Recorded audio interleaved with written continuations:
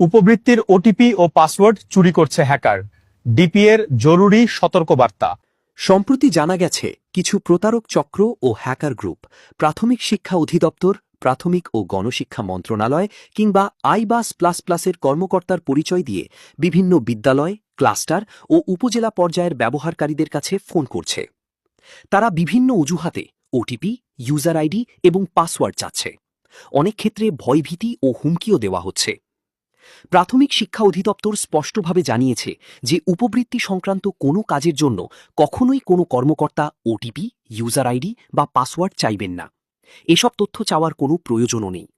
তাই সকল ব্যবহারকারীকে বিশেষভাবে সতর্ক থাকার অনুরোধ জানানো হয়েছে। মনে রাখবেন, কখনোই আপনার ওটিপি অন্য কাউকে বলবেন না। ইউজার আইডি ও পাসওয়ার্ড কারো সঙ্গে শেয়ার করবেন না। অপরিচিত নম্বর থেকে আসা কল বা মেসেজের তথ্য যাচাই ছাড়া বিশ্বাস করবেন না।